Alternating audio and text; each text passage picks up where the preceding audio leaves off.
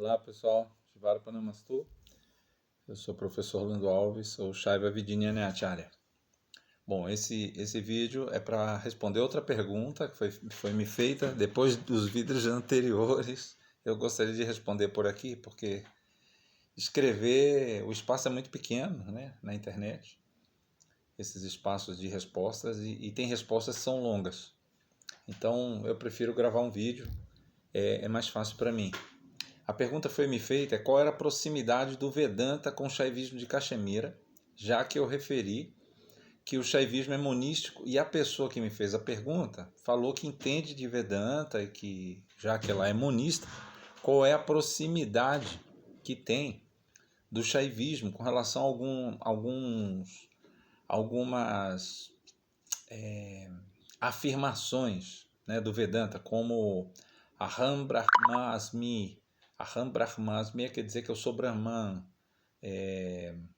Ayam Brahman, Ayam Tuam Brahman, Ayam Atma Brahmasmi, Tatuam Si. A gente não tem essas indagações no Vedanta, nos Tantras, tá? Assim como a pessoa que fala, eu sou Brahman, aí ela também vai dizer assim, eu não sou o corpo, eu não sou a voz, eu não sou o Orlando, eu não sou a Maria, eu não sou o José, eu não tenho essa identidade, eu não sou nada disso. Isso são afirmações do Vedanta. E nos Tantras, tem essas afirmações? Não, não tem. Os Tantras têm uma reflexão. Os Tantras têm uma reflexão. A reflexão não é você se afirmar. Eu já ouvi também pessoas dizendo que nos Tantras tem umas afirmações de que todo mundo é Shiva.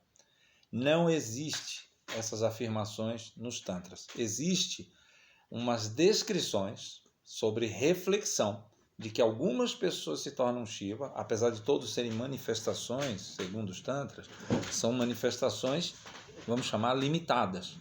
Não são manifestações oniscientes, tá? Você tem as manifestações que são pessoas realizadas e tem as que não se realizaram. A visão dos Shaivas, né? E a visão do Vedanta, com relação à visão dos Tantras do Shaivismo de Caxemira, da tradição do Shaivismo, tem muitas diferenças. Eu falei no outro vídeo, né? Então eu vou pautar um pouco, focar um pouco em falar disso agora. Que é o seguinte: o primeiro ponto é a literatura do Vedanta. Porque na literatura do Vedanta existem muitos deuses, existem toda a cosmogonia, né? E aí você tem as divisões de 5 devas, né? Você tem Shiva, você tem Vishnu, você tem Ganapati, você tem Shakti e você tem Hanuman. Acho que são esses 5 que divide o panteão para todos os milhões de deuses que tem na descrição do Vedanta. Os 330 mil deuses, né? Aí você tem uma trindade envolvida nisso, aí depois você tem as descensões. Essa é uma cosmogonia. Tem nos Tantras? Tem. Só que a trindade lá muda. A trindade já é outra. A posição de Shiva é diferente na trindade do Shaivismo, ok? Da trindade hindu. Então já tem uma diferença tremenda. E é uma diferença independente.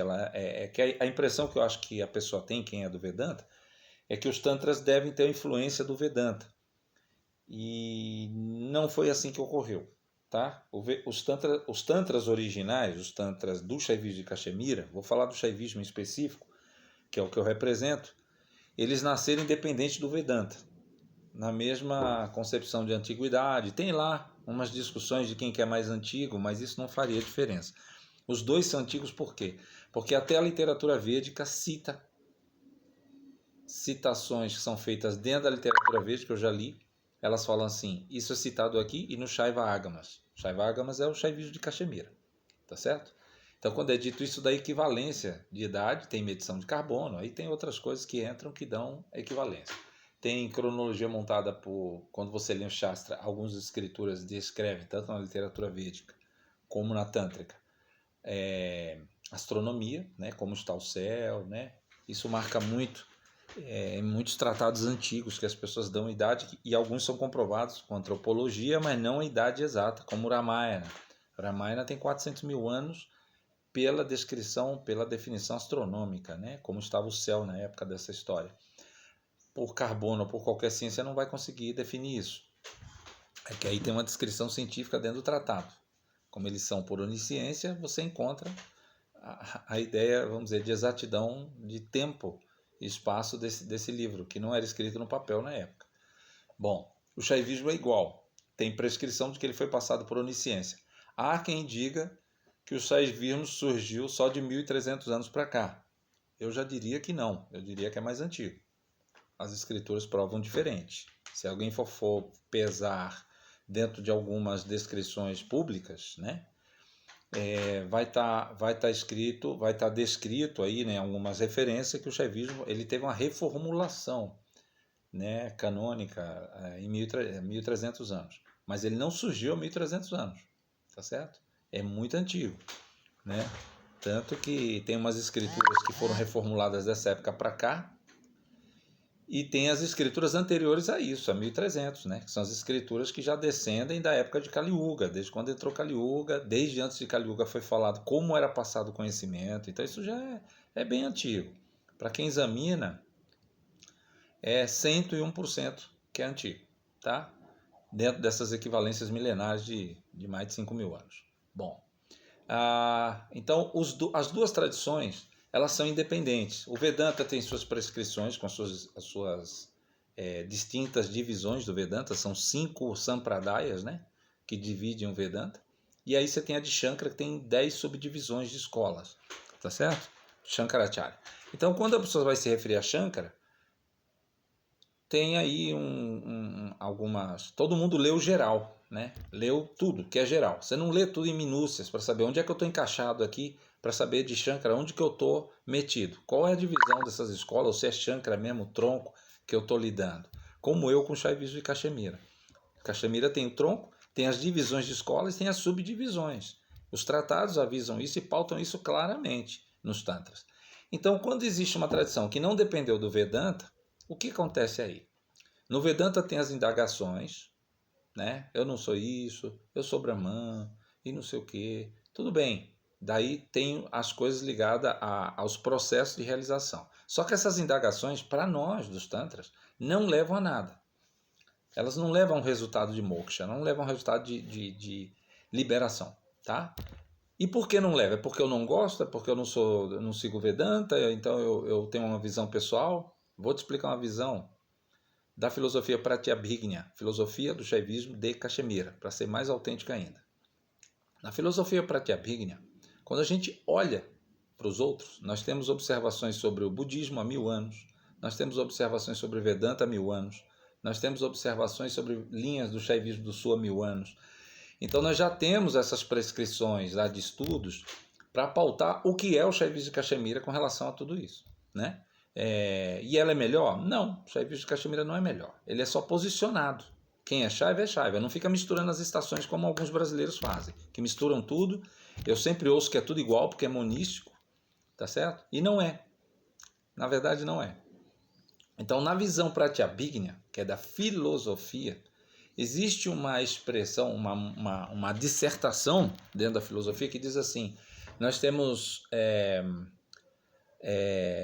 Savedya Pralaya Kala, Apavedya Pralaya Kala. São a divisão dentro do Shaivismo, ela quer dizer o quê? Filosofia. Você tem várias divisões de observação e reflexão sobre a existência e sobre a realização.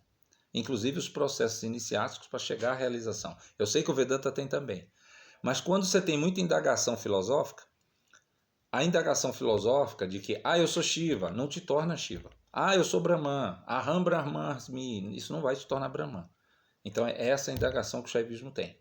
Então, quando a gente pega aqui e pauta no Apavedya Pralaya Kala e Savedya Pralaya Kala, é uma observação da filosofia que diz o seguinte, sobre uma reflexão, nós temos uma teoria da reflexão sobre as coisas, dentro do Shaivismo. Isso é Shaivismo de Cachemira, tá? Que não se mistura e não se embanana com Vedanta, entendeu? Porque quando você bota as duas coisas junto, vira uma salada sem uma receita muito certa, sem resultado muito certo. Então, a Apavedya Pralaya Kala é como, na reflexão da filosofia, ter um pensamento sem objetivo. Essa é a observação que a maioria das pessoas tem.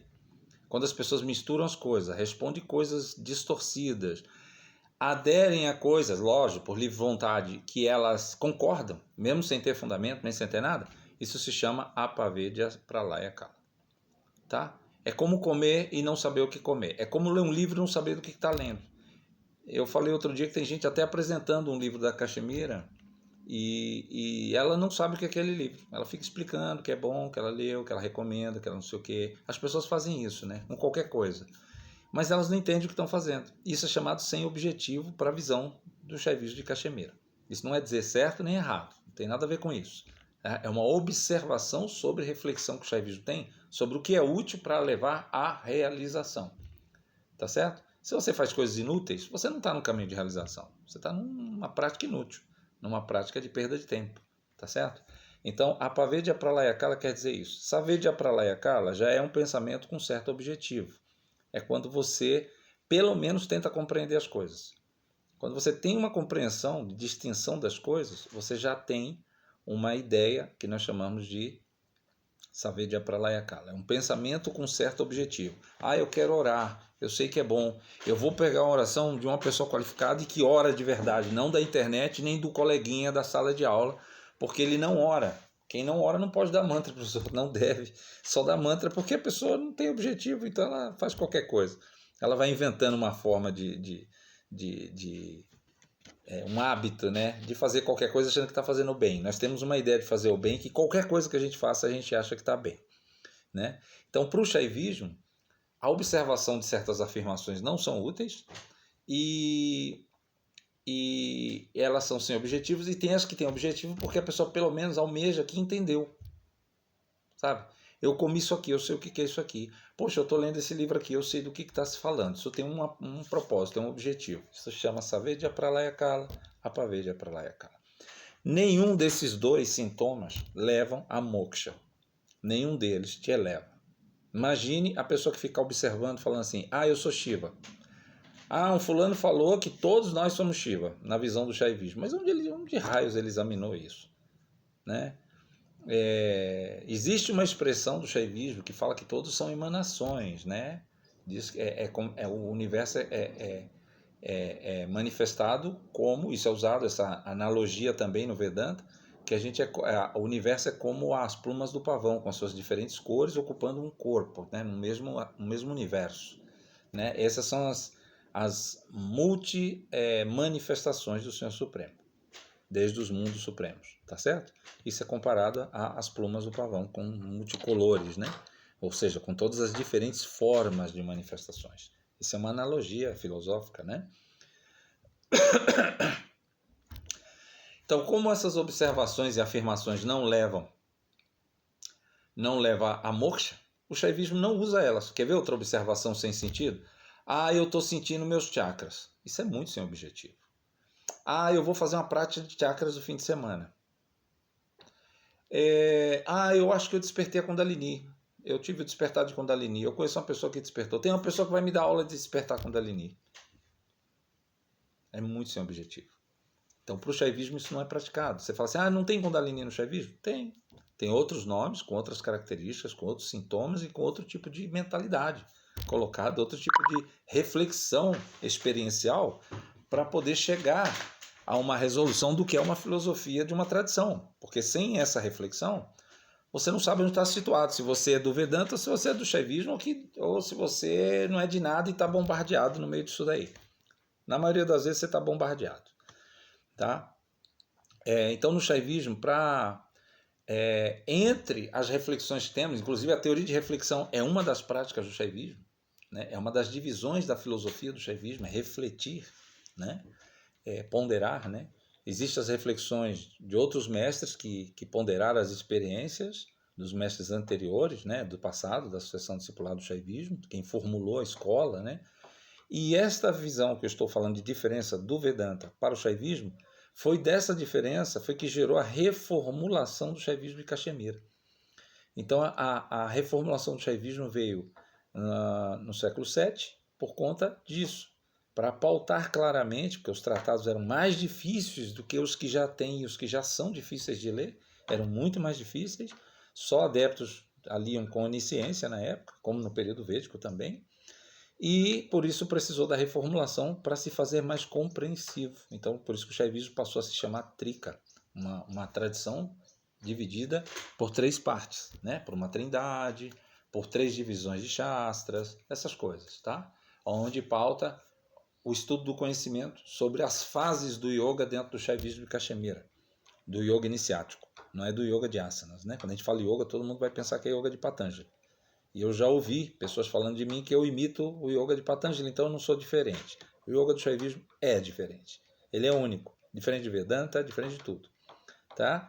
Então, quando a gente quer passar ao caminho de moksha, quando a gente tem um objetivo com o moksha, com a liberação, o que é usado no Shaivismo de Cachemira? Qual que é o artifício? Primeiro é o entendimento do que é isso, qual que é a pauta para se chegar. Então, a primeira, nós temos uma visão do estudo iniciático e nós temos a visão, a prática do estudo iniciático passada por alguém e a prática espiritual ligada às orações e meditações. Então, quando a gente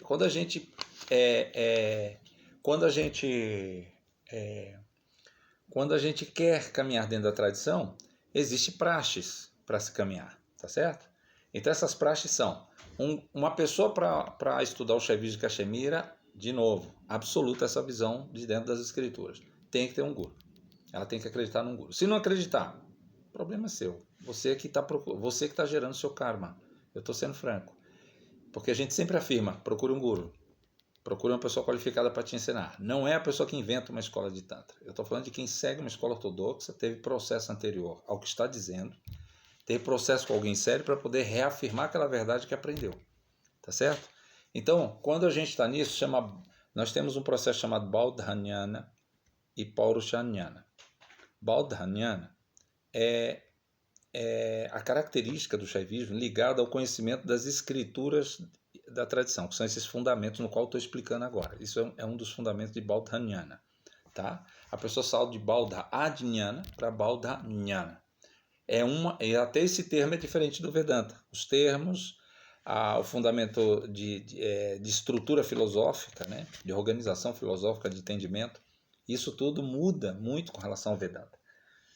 E Baudhanyana é quando alguém te dá a elucidação das características das escrituras para que você siga, se reestruture, se posicione para se readequar àquela realidade espiritual, para a sua vida, para o seu trabalho, para a sua família, para tudo que você vai viver na vida, para tudo que você vai produzir, idealizar. E tem também a prática da devoção, que no Shaivismo entraria a prática de meditação guiada por um guru, e as práticas de despertar de certas qualidades humanas, potenciais que nós chamamos de siddhis, ok? Então isso é chamado Baudhanyana, Paurushanyana, tá? Então, Baudhanyana e Paurushanyana leva a moksha, leva a liberação. São 2 preceitos que, seguido de um guru. Eu sei que vão me responder assim, mas isso tem no Vedanta. Eu sei que tem no Vedanta. A Vedanta tem o Parampara.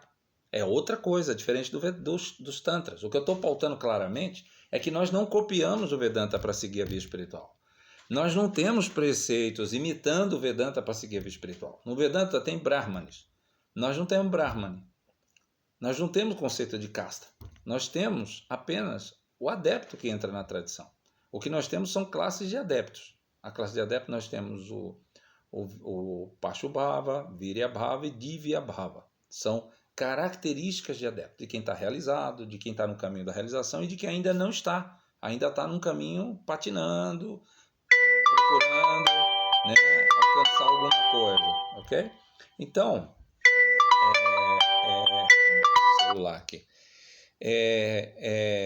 No Shaivismo, a gente não classifica por classes, a gente não determina por classe a questão dos adeptos, é determinada pelas características deles. É diferente de classe. Classe é assim, você está numa escola que é bramânica, você aceita ser bramânico, entra num tipo de um seminário, vai lá fazer um estudo e você se torna um brahmane, por exemplo. Tá? Isso não quer dizer nenhum desmerecimento, isso eu estou falando de característica. Tá bom? E aí você se torna um Brahmane. Se você avançar mais, você quer renunciar mais, vai se tornar um sannyasa e vai representar a escola, talvez vai ter discípulos, vai seguir em frente. Tem gente que é Vaidya, né? Tem gente que quer casar, é casado e quer viver como um monge, então ele vive dentro dos templos e ajuda e tal, é a vida do Vedanta. A vida dos Tantras, você pode ser casado ou não casado. Você não tem que entrar em nenhuma classificação. Não existe nenhuma preparação. O que existe lá é essa característica que eu falei dos estudos e as práticas que leva a pessoa a ter determinadas qualidades e atributos. Esses atributos é que vão classificar com o tempo como é que é a pessoa. Como é que é uma pessoa? Se ele é um mestre mesmo qualificado, se ele é um discípulo qualificado, se ele é uma pessoa que está caminhando para o domínio do conhecimento. Tem pessoas que caminham para isso, tá certo? Então, as qualidades dela, os atributos dela vão mudar. E é aí que ela ganha nome, é aí que ela é iniciada, é aí que uma pessoa é preparada, né? Para isso, diferente de outras tradições que hoje as pessoas dão nomes no fim de semana para aquela pessoa. Aqui, por exemplo, a gente já não dá, porque precisa do processo e da exaltação dos atributos para a gente poder chegar nisso. Até lá, todo mundo fica estudando, entendeu? Sem se preocupar, sem ficar preocupado com isso aí, com esses títulos, com essas coisas. O shaivismo não é muito preocupado com isso, tá? Existe categorias de adeptos, existe tudo prescrito dentro do shaivismo, mas precisa dos sintomas, tá? Então muda muito. O tipo de adepto do shaivismo é diferente dos adeptos do Vedanta. Uma das coisas que é igual é Pandita. Pandita é erudito no Vedanta e é erudito no Shaivismo de Caxemira. São tradições ortodoxas, quando tem ortodoxia, tá? Porque tem gente que tem panditas em escolas que não são ortodoxos, então não são eruditos e classificam a pessoa como pandita. Tá? Pandita é um sinônimo de um adepto que é de uma tradição ortodoxa e que ganha uma erudição, vamos dizer, muito especial, muito distinta, tá certo? Se chama pandita. Nós temos rishis, nossa tradição nasceu de um rishi, do Urvasa Rishi. Os pandits são a herança humana dos rishis, tá? Nós temos siddhas, são chamados de seres perfeitos, né? Quando a gente se refere a quem reformulou o Shaivismo, a pessoa que escreveu o Tantra Loka, que é a Abhinavagupta. A Abhinavagupta foi até um Mahavatar, não foi só um ser onisciente, foi um avatar de Shiva dentro do Shaivismo de Caxemira, é catalogado isso. Então, nós temos as categorias divinas, mas nós não misturamos as coisas com Vedanta. O que a gente faz é interagir bem com os adeptos, interagir bem com a literatura, não misturar as estações. Tá? Quem é do Vedanta tem suas reflexões do Vedanta, procure se realizar por elas. Certo? Se você tem guru qualificado, se você tem alguém que te ensina com qualificação, aproveita e desfruta. Tá?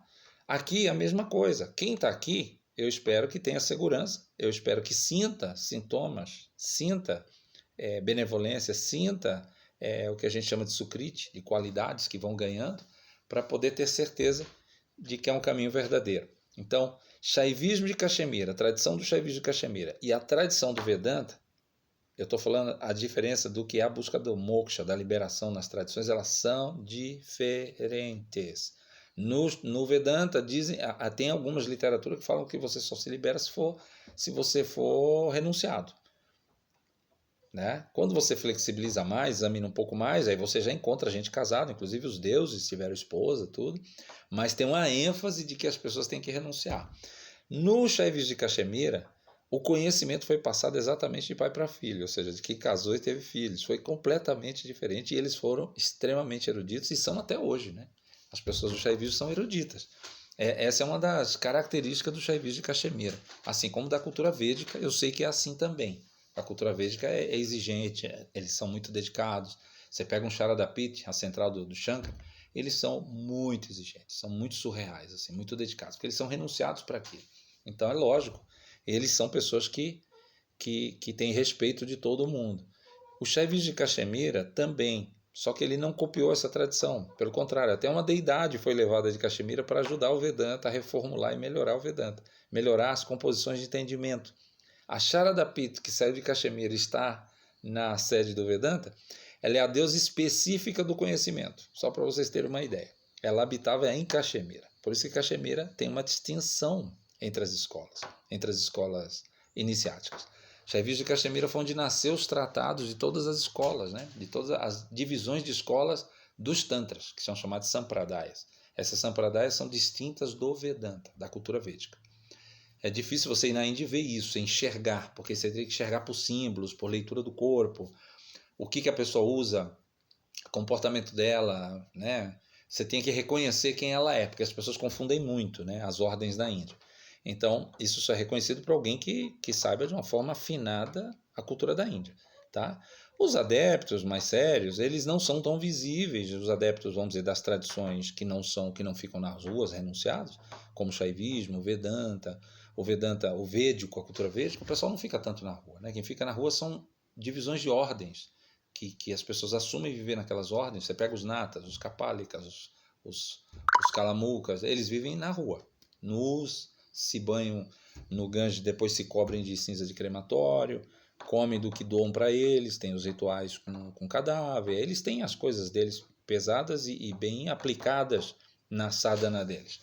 A prática iniciática aplicada à tradição é uma prescrição de dentro de uma tradição, mas uma coisa é certa, confusão a gente não tem, e a gente não mistura as estações, tanto que a gente tem um estudo assim geral do Vedanta, exatamente para distinguir aqui o que é o Vedanta, a visão do Vedanta, as características do Vedanta, e depois nós temos estudos do Ramayana, Mahabharata, Vedanta em geral, tá? Para explicar os preceptores, as reformulações, a visão filosófica, e temos estudos de Patanjali, né, estudos da cultura da Índia, da cultura em geral, para a pessoa não ficar confusa. Ela tem que ter estudos distintos para ela não se confundir, porque as pessoas se confundem muito. E essa é uma das razões que eu estou voltando a gravar esses vídeos para explicar. Então, o Shaivismo de Caxemira não sofreu influência do Vedanta, tá? Ele não sofreu influência de nada. Até épico o Shaivismo tem, próprio da história de Caxemira. Tem épicos lá, tem gramática de sânscrito lá, tem um sânscrito para estudo da Caxemira, tem tudo na Caxemira. Caxemira não depende, né, vamos dizer, de algum auxílio. O próprio Shiva que revelou o Vedanta, a cultura védica, que é Shiva que revelou, né? Tem gente que fala que foi Vishnu, foi Shiva. O primeiro mantra de todos os 10 mil mantras citados nos Vedas é para Shiva primeiro, tá certo? Então, não vai se confundir, isso é canônico. O mesmo Shiva que fundou os Vedanta foi o mesmo Shiva que fundou o Shaivismo de Caxemira, que nós chamamos ele de Parama Shiva. Nós tratamos diferente a posição de Shiva lá. Nós tratamos ele como absoluto entre todos, tá? Nós não entramos na preguiça de provar nada, nem querer, nem ficar chamando outros deuses de semideuses, como eu ouço de outras linhas que Shiva é um semideus. Nós não fazemos isso, porque eu, pelo menos, tenho um bom senso de saber que deuses como Krishna são um deus, Vishnu é um deus. Então, olhar para Shiva e dizer que é um semideus é meio pobre. Mas tem essas classificações, né? Que Shiva é um semideus. E, infelizmente tem. Então, no Shaivismo tem essa distinção. Eu espero que vocês guardem com carinho isso, que vocês entendam pelo menos, criem um objetivo de entendimento, né? Como eu descrevi aqui, é um objetivo intelectual, né? De pelo menos compreender isso, assimilar, para que isso fique bem, para que a gente ouça menos confusões das pessoas, tá bom? Om Namah Shivaya.